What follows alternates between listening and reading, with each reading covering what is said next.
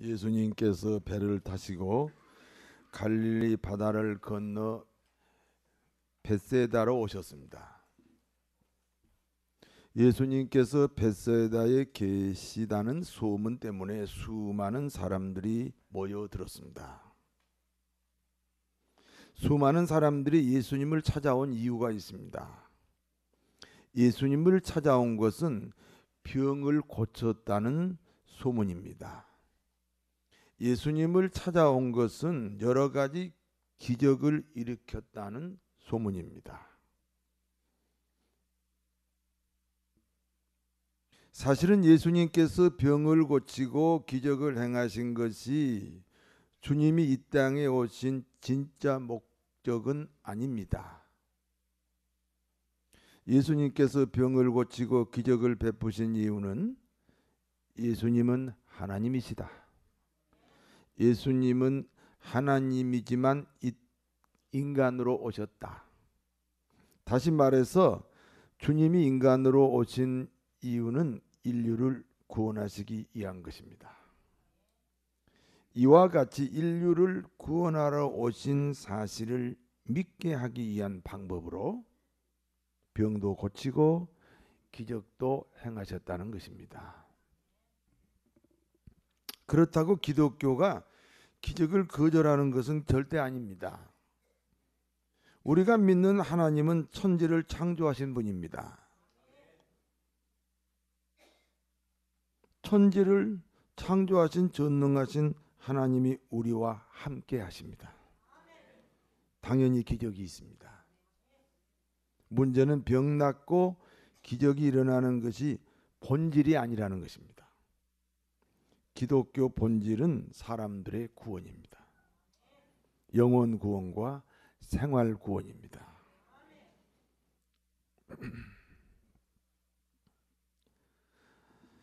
이 사이콜로지컬 리얼리티라는 말이 있습니다.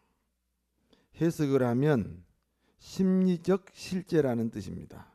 예를 들면 어떤 아버지가 아들을 키울 때 한 번 매를 들어 심하게 때린 적이 있습니다. 그러면 그 아들은 생각하기를 우리 아버지는 폭력적인 사람이다 하는 그 인식을 버리지 못한다는 거예요. 아버지의 폭력은 단 한 번인데 아들은 그때 받은 상처 때문에 우리 아버지를 항상 폭력적이라는 심리 상태를 사이콜로지컬 리얼리티라고 합니다. 다시 말하면 우리 기독교의 본질은 구원입니다. 그러나 우리가 살아가는 일상에서는 기적이 필요합니다. 그래서 하나님이 우리에게 기적적인 복을 주시기도 합니다. 그렇다고 기적이 기독교의 중심이 되어서는 안 됩니다. 그렇게 착각하는 것은 사람들이 가지고 있는 상처 때문입니다. 그래서 그때 쓰는 단어가 심리적 실제,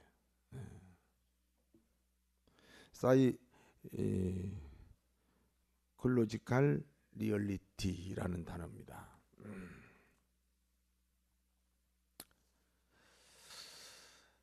오늘 본문에는 주님이 이제 벳세다에 계시기 때문에 많은 사람들이 찾아왔습니다. 물론 그 병 고치고 기적을 행하는 그런 소문 때문에 찾아오셨습니다. 그러니까 찾아올 때 애곡되어서 찾아오는 거예요. 그러므로 예수님은 그 찾아온 사람들을 가르치셨습니다.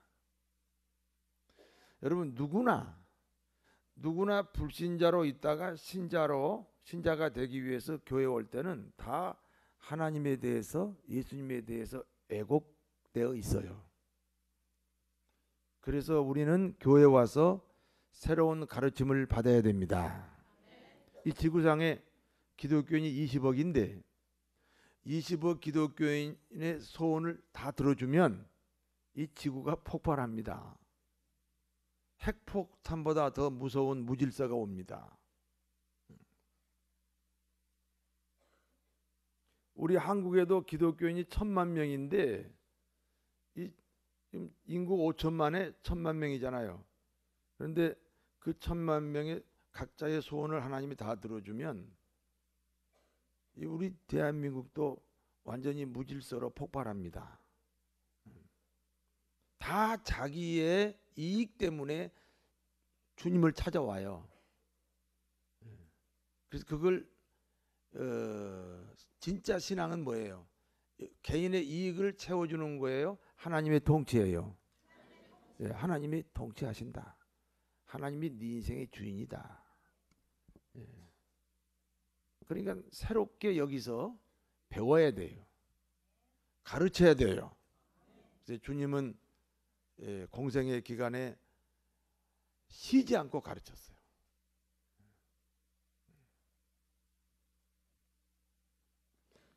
주님께서 자기를 찾아온 사람들을 가르치다 보니까 날이 저물어 어두움이 찾아왔습니다. 5,000명이나 되는 사람들이 식사도 못하고 하루 종일 주님의 말씀을 들었습니다. 가르침을 받았습니다. 그러므로 제자들이 주님에게 이렇게 말합니다. 이곳은 빈들입니다.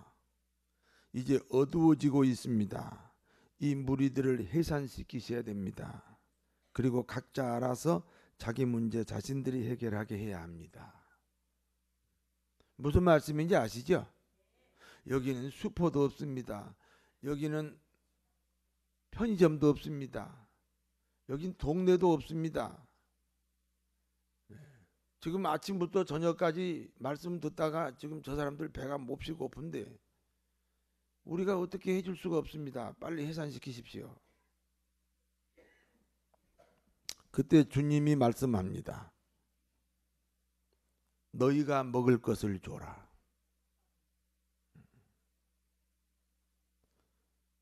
주님의 말씀을 들은 빌립이 대답합니다.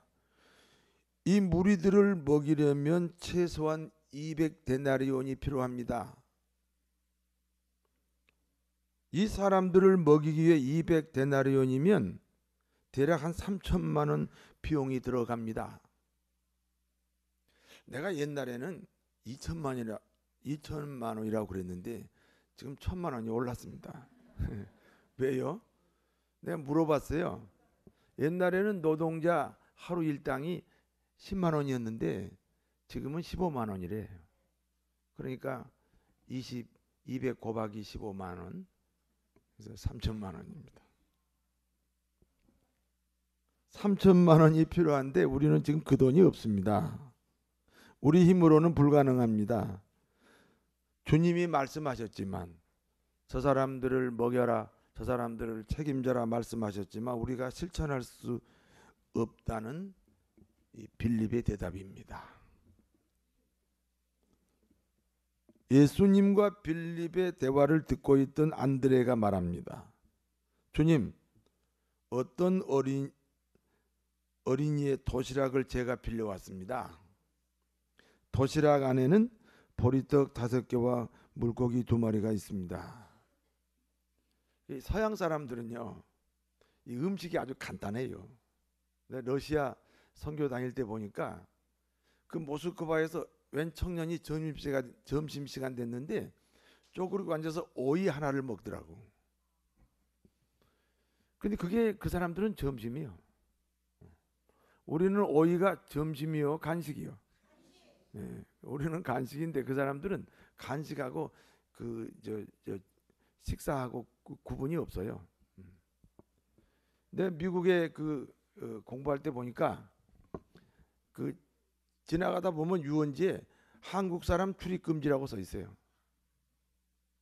왜? 한국 사람은 앉아서 밥을 먹으면은 그 다음에 얼마나 많은 쓰레기가 생기는지 몰라요.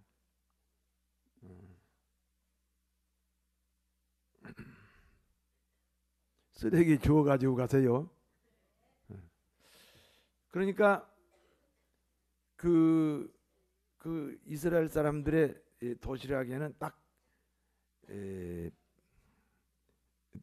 빵 5개, 아니 빵이 5개가 아니지.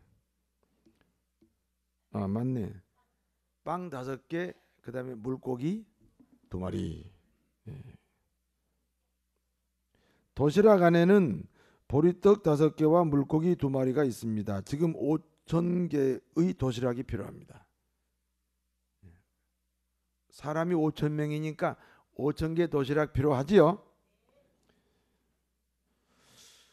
그런데 이 도시락 한 개가 무슨 도움이 될 수 없지만 주님께서 너희가 줘라, 너희가 책임져라 말씀하시니까 그냥 가져왔습니다. 주님은 안드레에게서 받은 도시락 한 개를 놓고 축사하셨습니다. 감사 기도입니다. 감사할 수 있는 환경이 아닙니다. 5,000개의 도시락이 필요할 때 지금 도시락이 한 개뿐입니다. 그러나 그 환경에 감사했습니다. 그런데 5,000명이 먹도록 하나님이 기적을 베푸셨습니다. 5,000명이 배불리 먹고 12바구니가 남았습니다. 근데 하나님의 축복은 항상 남겨주세요. 5,000명이 배불리 먹고 끝나야 되는데 왜 12바구니를 남겼을까요? 하나님의 축복은 항상 남아요. 여러분 냉장고에 가득 찼지 않아요. 남아 있잖아요. 지금 하나님의 준 복이 남아 있잖아요. 왜 하나님은 여러분을 축복할 때 항상 남겨주실까요? 다른 사람에게 베풀라는 거예요. 우리가 지금 예배 드리잖아요. 이건 수직입니다. 수직. 다른 사람에게 나누어요. 이게 수평이에요. 수직하고 수평이 만나서 십자가가 되잖아요.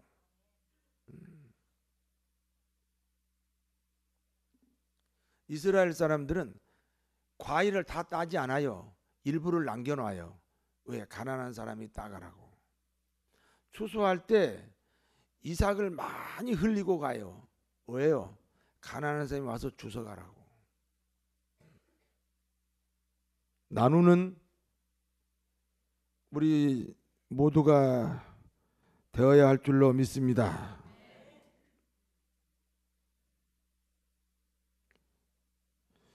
현장에서 이와 같은 초자연적인 기적을 경험한 5,000명의 무리들의 반응입니다. 이분은 우리가 기다리는 메시아구나. 그러면서 예수님을 자신들의 임금을 삼으려고 했습니다. 여기까지가 우리가 읽었던 본문의 내용입니다. 이 본문에서 세 종류의 사람을 우리가 기억해야 됩니다. 첫 번째 사람입니다. 5,000명의 군중입니다. 5,000명의 군중과 같은 기독교인입니다. 이 사람들은 주님과의 관계가 자기 이익과 연결되어 있습니다.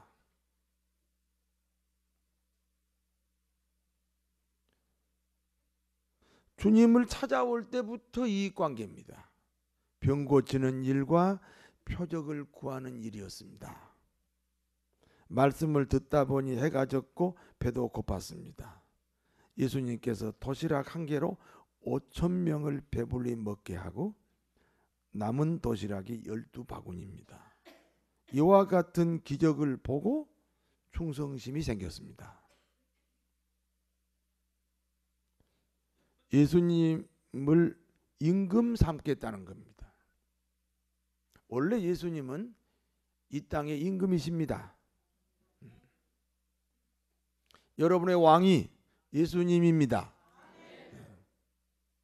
그런데 그 예수님이 이 땅에 오신 목적대로 그 5,000명의 무리가 예수님을 지금 임금 삼으려고 합니다. 예수님은 12제자가 여기 5,000명과 섞이지 않게 하기 위해서 배를 태워 바다 건너편으로 보냈습니다. 자신은 5,000명의 무리를 피해 산으로 올라가셨습니다. 이익관계 때문에 나온 충성심은 이익관계가 무너지면 그 충성심도 함께 무너집니다. 우리 한국은 너무 그전에 가난하게 살았고 그 가난하게 살 때 기독교가 이 한국 땅에 정착을 했습니다. 그래서 전도용으로 거의 축복을 병고침 축복에 대해서 그 전도 방법을 사용했습니다. 그래서 한국 기독교인들은 그 불신자보다 오히려 이기심이 강합니다. 그리고 오늘날 기독교인들의 그 이기심 때문에 지금 한국 교회가 오히려 무너지고 있습니다.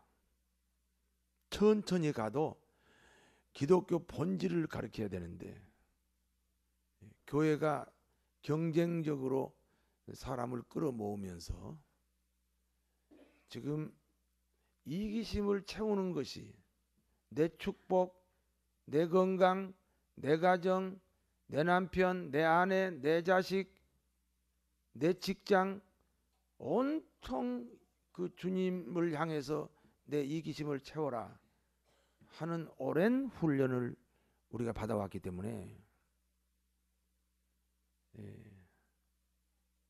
우리 기독교가 오늘날 권위가 떨어졌습니다.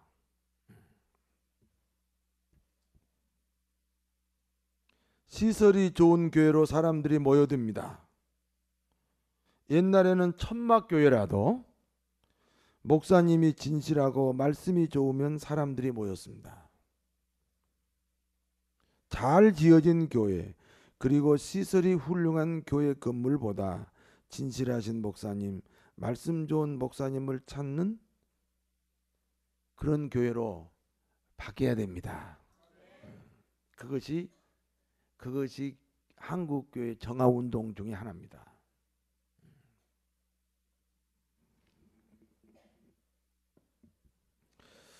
예수님 당시 5,000명이면 요즘으로 대형교회입니다. 대형교회의 찬양대가 오케스트라 수준입니다. 예술의 전당, 세종문화회관 공연 수준입니다. 모든 시설과 프로그램이 교인들의 이기심을 채워주고 있습니다. 볼거리입니다. 신앙생활이 아닙니다. 문화생활입니다.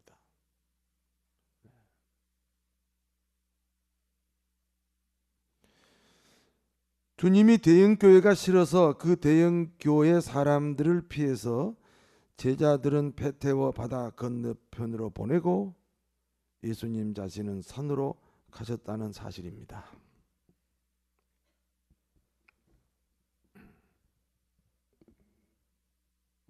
두 번째, 빌립과 같은 기독교인입니다. 5,000명을 먹이는데 200데나리온 3천만 원이 필요합니다. 그런데 주님 앞에 아주 빌립은 계산이 빠릅니다.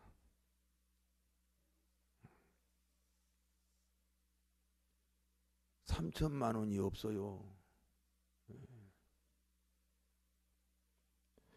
계산하고 있는 사람, 전능하신 하나님 앞에 계산하고 있는 사람, 교단 우월주의에 빠지고 교리신앙으로 성령 역사를 제안합니다.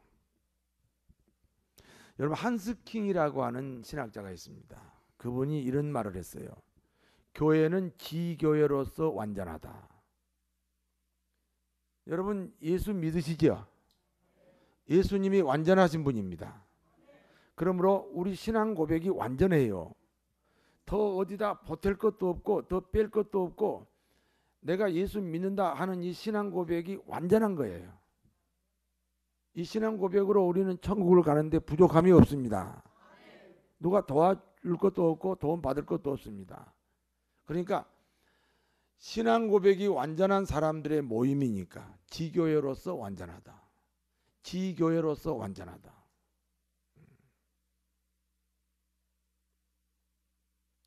교단이 도와줘서 완전한 게 아니고, 어느 교단에 속해서 완전한 게 아니고,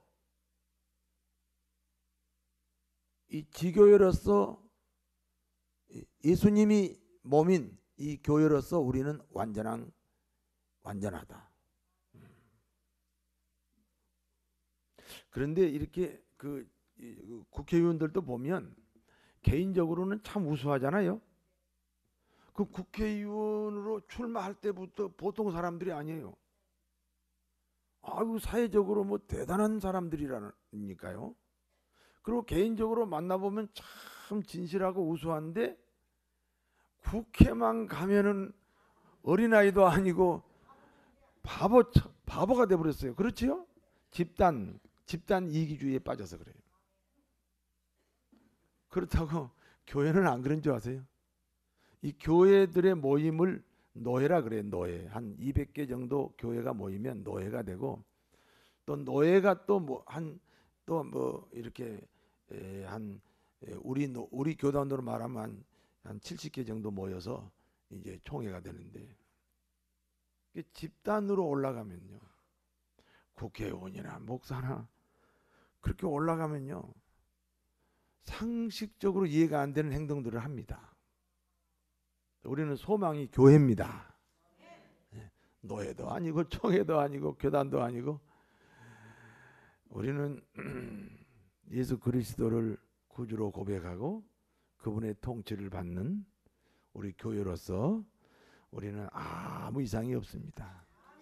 그러므로 교단 우월주의에 빠지지 말고 교리 신앙으로 성령님을 제한하는 일이 없어야 합니다.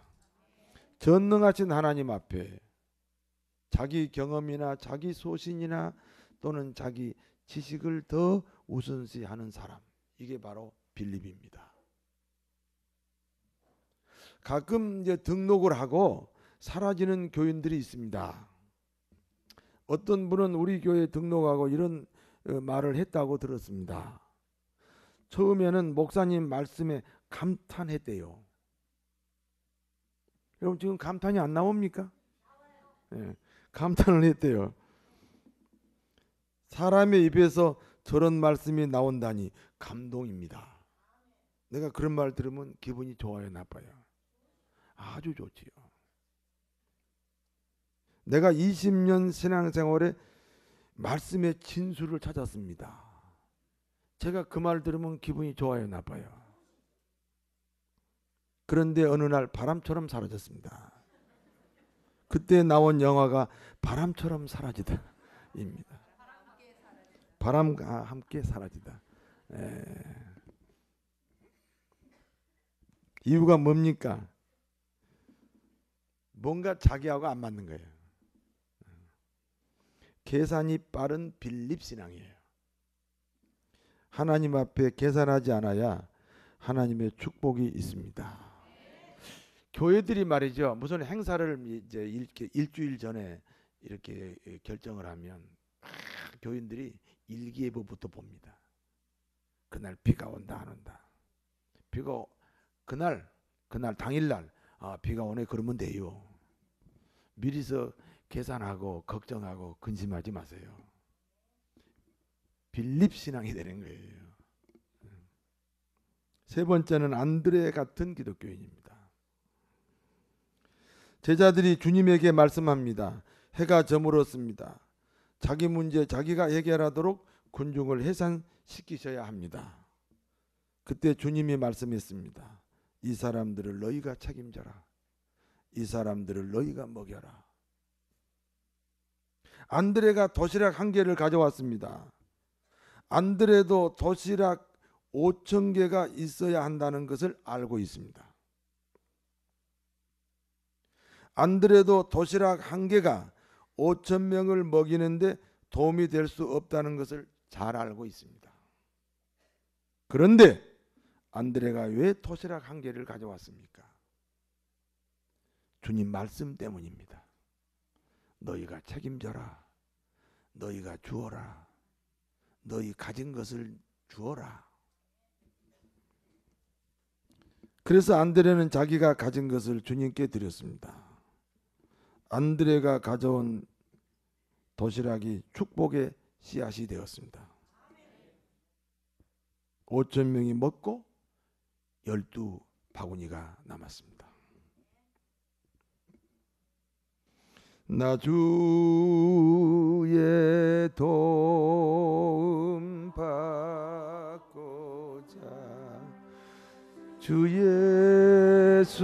예수님께 빕니다. 그 구원 허락하시사 날 구받아 주소서. 내 모습 이대로 주 받아 주소서. 날 위해 돌아가신 주 날 받아 주소서.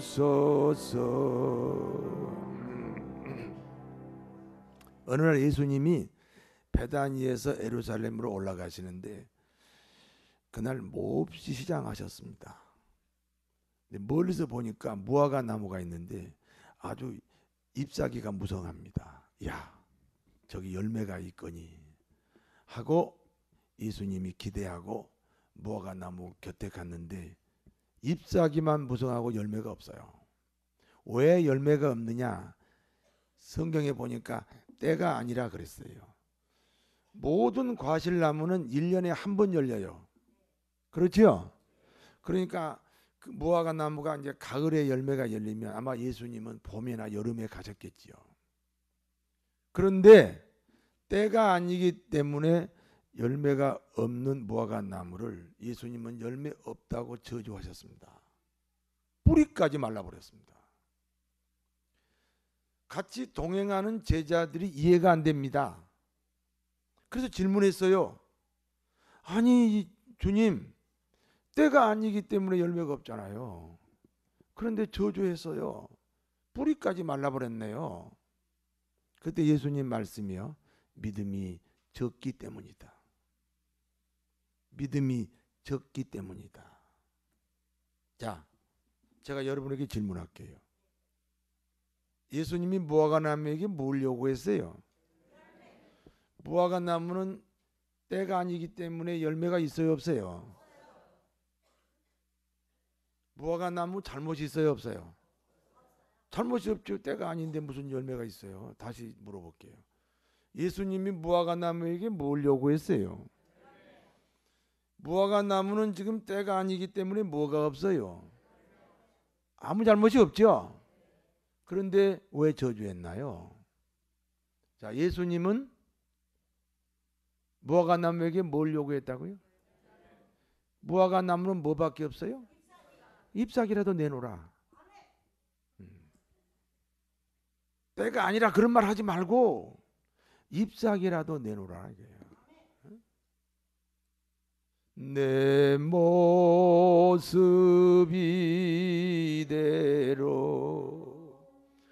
주 받아 주소서.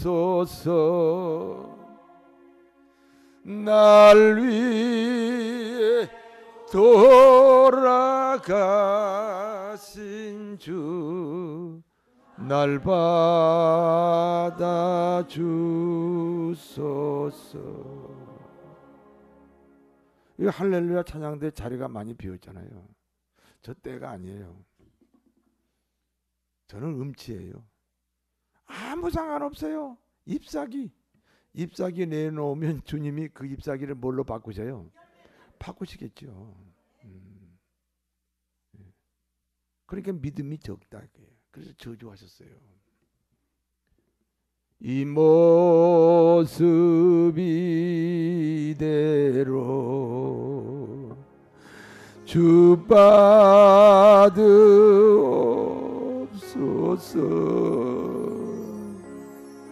날 위해 돌아가신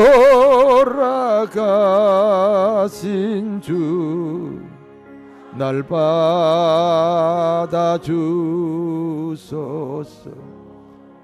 아니 지금 사람이 5천 명이에요. 도시락이 5천 개가 필요하는데 도시락 한 개가 지금 잎사귀잖아요. 근데 그 잎사귀를 내놓았어요. 그런데 그것이 축복의 씨가 됐습니다. 5천 명이 먹고도 12강줄이 남았습니다. 이 모습 이대로 주 받아 주옵소서. 그런데 나만 복 받는 게 아니에요. 내 주위 사람들이 다 복을 받아요. 나만 하나님께 영광 돌리는 게 아니에요. 나 때문에 모든 사람들이 영광을 돌려요. 그런 안드레 같은 믿음으로 살아야 됩니다. 우리 주님은 자기 이익만을 추구하는 5천 명의 무리를 싫어하셨습니다. 빌립은 자기 생각으로 주님의 전지전능하심을 제한하는 잘못을 저질렀습니다. 그러나 안드레는 말씀에 순종했습니다. 안드레 같은 믿음으로 지금보다 5천 배의 복을 받는 성도 여러분 되시기를 진심으로 축원합니다. 기도하겠습니다. 아버지 감사합니다. 5천 배로 복을 받는 저희들로 세워 주시옵소서. 예수님 이름으로 기도하옵나이다.